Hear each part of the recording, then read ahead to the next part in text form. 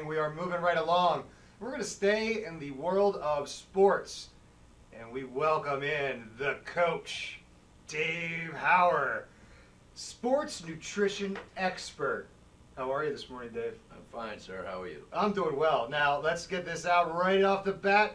My man Dave has the best sense of humor I have met in a long time, all right? So when I said sports nutrition expert, Dave's first response was, please don't say that. All my friends are going to make fun of me when I say that. Why, Dave? Why would they say that? Well, as you can see, you take a good look at me, and I don't know if you'd put expert in front of anything that contains my name. We also discussed that I'm also teaching a college course, so to be called professor, to me, I have to laugh at that myself. And Mark had said, I enjoy life. I like to laugh. I think it's necessary. And hey, while we're talking about very serious things, we can also enjoy ourselves at the same time. You know what? It's a unique perspective on things that not everybody shares, and it's an important one because, look, sports nutrition is a very important topic, and it's something that gets missed in the overall athlete's well-being. Okay, so we train our muscles, and we train our legs, and we train different aspects of our body that is going to help within the sport that we're in. But then we go have a cheeseburger, or then we go have a Coke or a soda, and we ruin the work that we've done. So how are you trying to change people's minds with that? I'm glad the way you described that. You don't want to make it so strict that you can't have the cheeseburger or the Coke, but what you do is you make it the rare time rather than the occurrence that normally happens. And I see that a lot with the high school athletes that I work with, the college athletes that I work with, and even good friends, people that talk to me and ask for advice on working out and all, because I love to work out. I'm one of those crazies. I like to feel the pain, that type of thing. But you don't have to just live on brown rice and lettuce leaves. I mean, you need your cheat meals. I've never met a beer and a pizza I didn't like, but you don't do that every single day or 5 days a week. You make it an occasional treat. And then you also find that you can live with that, because when you start saying you can't have something, eventually you're going to give in. So if you say, oh, I can't have ice cream, the next time you have it a month later, you're not going to have a cup. You're just going to stick your head in a half gallon and come out when it's go done. nuts, right? Yes, absolutely. Yeah, and that's kind of like it's the moderation thing, but it's almost a little bit more intense than that, because yes, it's moderation, but it's also being smart about the decisions that you make on a day-to-day basis. So when you deprive yourself of something like ice cream, that's going to be the reaction once you finally give in, because eventually you will. I know I've experienced that. There's been different restaurants that I've tried to avoid. I avoid them for a long period of time, and then I go there and I order 4 of the worst menu items, and I eat them all at the same time because I had been thinking about it so much. And then, quite frankly, I'm unsatisfied after I do that, because I then feel bad that I've given in and I buckled against what I wanted to do. I physically feel bad because I've eaten this whole food. Now I'm full. My stomach is all out of sorts. So how do we change the mindset with that stuff? I believe, and I've taught this. I taught that in public schools and now in college. Again, you get a plan and you stay with the plan for the most part, but allow yourself the time to have those special meals. Go to that restaurant that drives you crazy, and go crazy and come out bloated and everything else, but then for the next few days, and even the few days before that, leading up to that, make sure you're eating right, you're eating well. And you're staying in your regimen. Yes, and yes. You're doing... and it still has room for flexibility, though. That's the biggest thing. To me, people go to one extreme or the other. They're either really, really watching what they're doing, and it's too rigid, or they just let go and eat whatever they want. If you meet in the middle and just live common sense, common sense it's almost life. like anything else. Yep, and a lot of people, they just don't do that. And especially in our day and age now, regardless of age group, things have changed. I'll be 61 in May, so I've seen a lot of things change. I know you're half that age. So we see many of these changes occur, but our reactions aren't really that great to them. In other words, we don't fall back to that common sense. We don't go back to like really, really basic type things. And I think in a lot of ways in our eating plans, and it's not just athletes, because I'll say that to people that come to me for workout programs all the time. I'll say, train yourself like an athlete.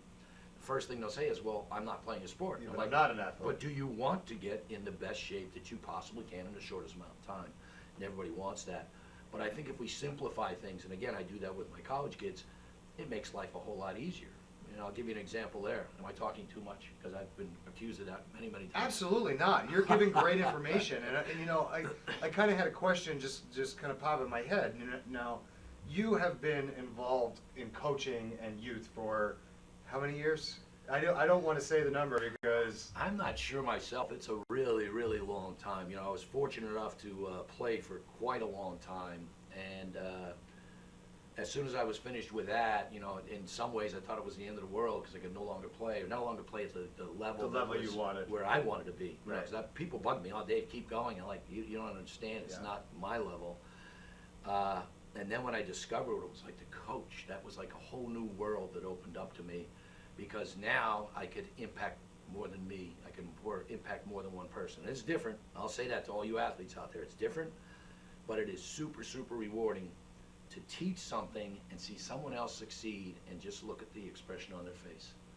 Talk about priceless, that's priceless. And I've been fortunate. those are the special moments in coaching and in athletics that often get missed.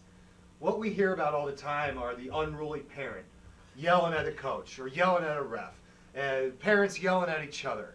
And we forget sometimes that there are good-hearted, kind people with the knowledge and expertise to be able to coach and teach our kids how to play a sport.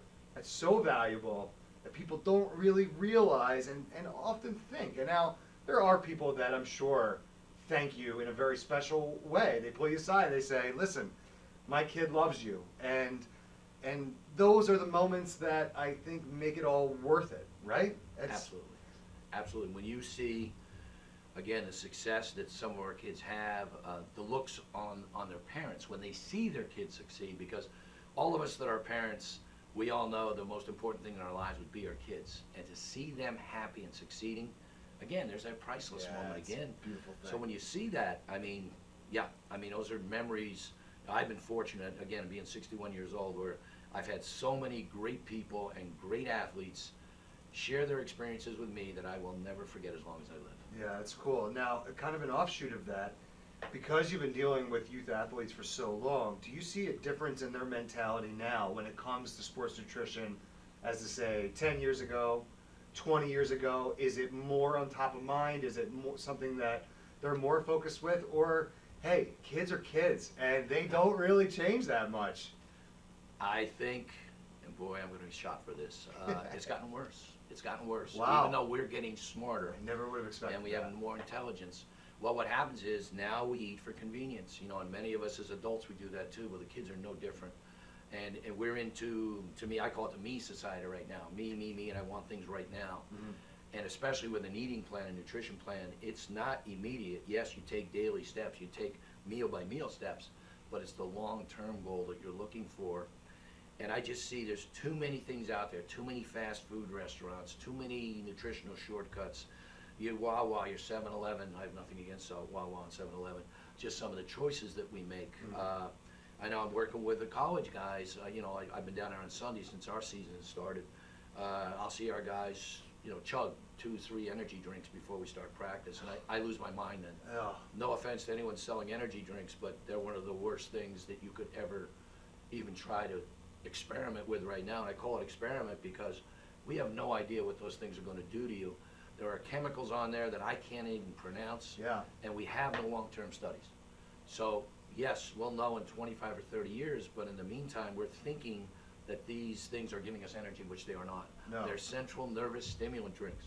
You could get the same thing from black strong coffee Right. without the ton of chemicals.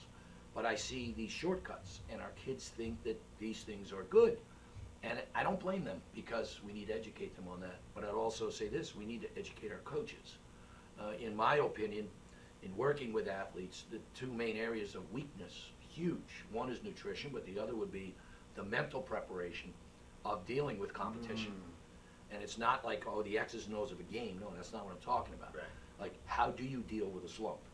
How do you deal with, all right, I'm going through this, that, or whatever. How do you deal with the fact you're doing really, really well right now? Because I always try to tell my guys, keep your feet on the ground. It's not going to stay that way.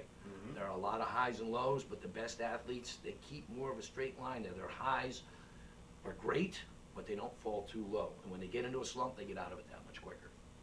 That's excellent. So we're going to take a quick break, and then we're going to come back, and I want to talk a little bit about kind of how you got into this and made this your life's mission, which I could tell you're really passionate about it. So we'll take a quick break. We'll come back with Dave Howard, the coach, and Morning Coffee.